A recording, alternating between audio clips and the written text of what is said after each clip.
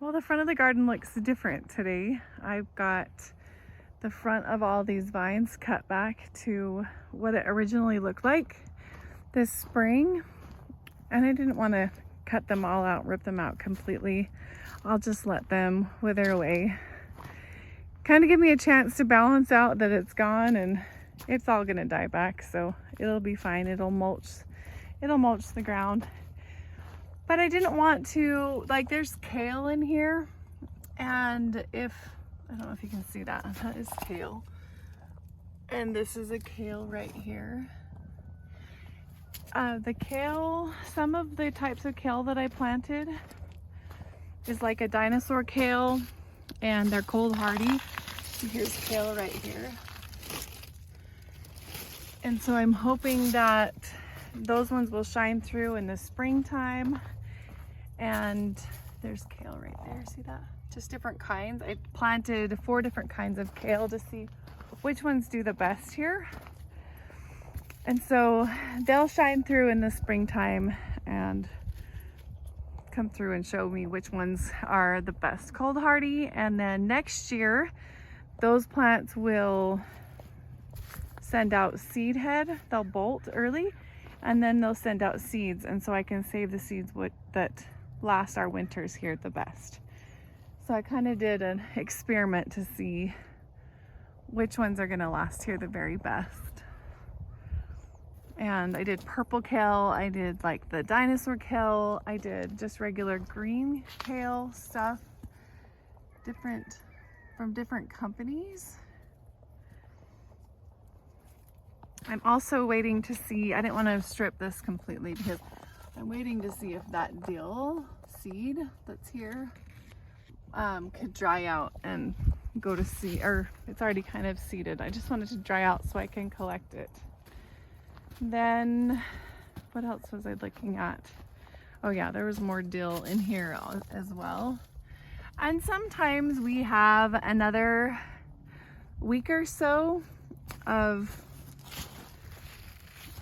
warmth here, and so I was gonna see if any of this would produce any food because it's covered here by the big huge sunflowers.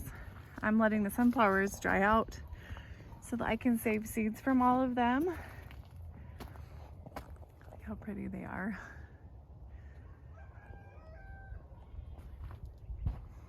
And there's more kale.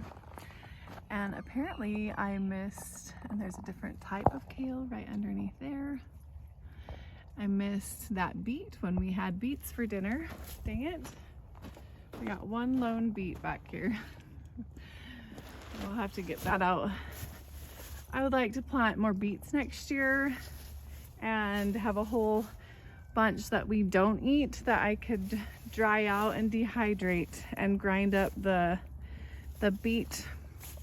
The red part, the root is what that technically is, and add that into smoothies all winter is what I would like to do.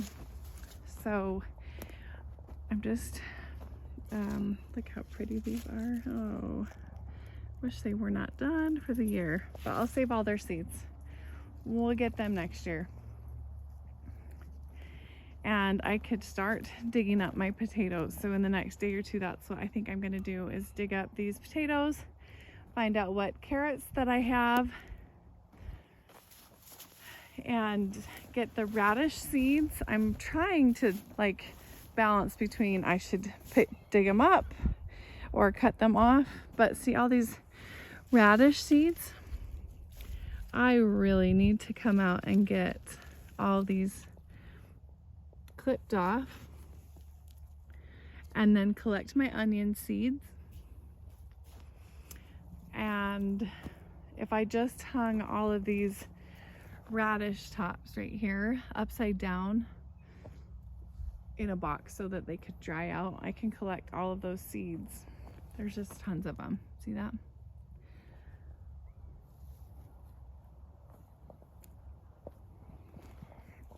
And yeah, I gotta get the onion seeds. And there's more kale right there. So we'll just leave that for next year to see which one is the most cold hardy. Look at all of these radish seeds.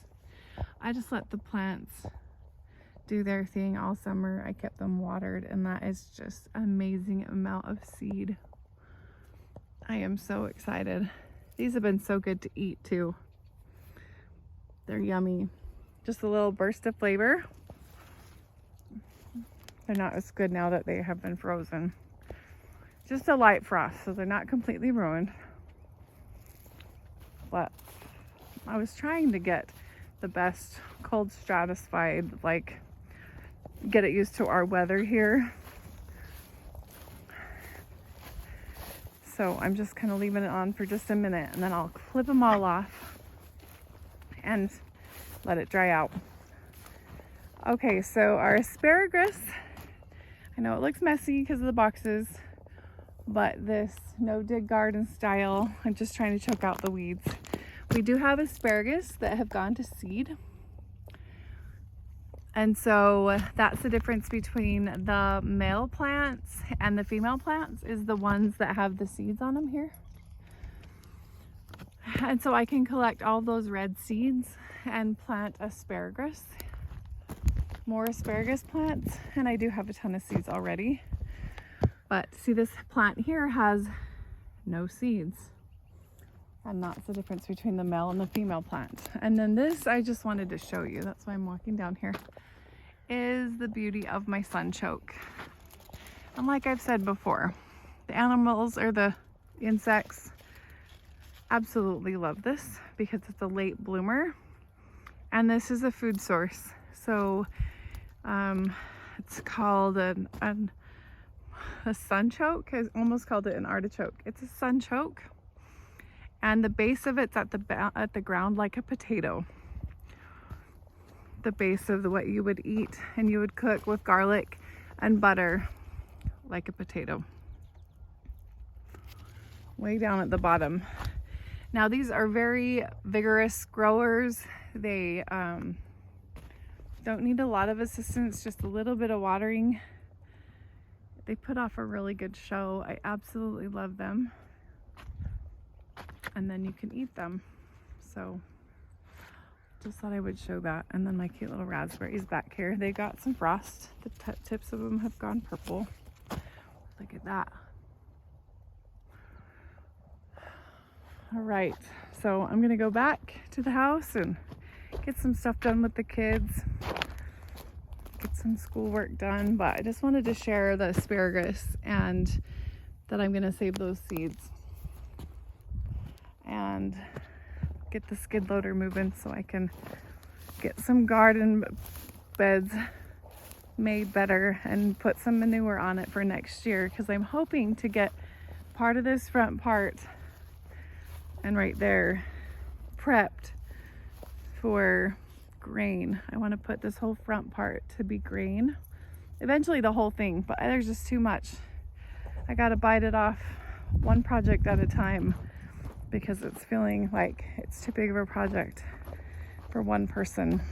John's too busy building the house, and so this garden project has become a lot. But this is what the end of the season looks like for my sunflowers. And I saved a seed from every one of these squash plants. I saved one that I let mature on the vine, and so they should have seed in it. I'll have to share later when I crack those open. Oh, there's more dill. So that's why I left, and there's tomatoes that kind of got frozen, but I left this.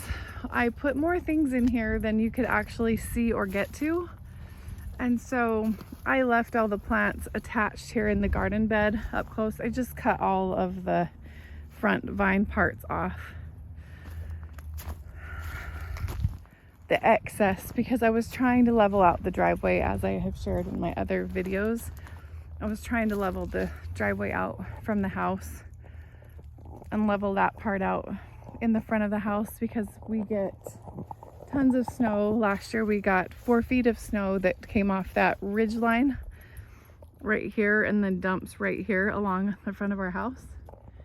And so I am just working on clearing out, flattening things out, and And then I'll come out and pick up the screen. This is red winter wheat. I'll come out and get this chopped off and collected for next year so I can plant it. And my few little zinnia flowers that actually bloomed.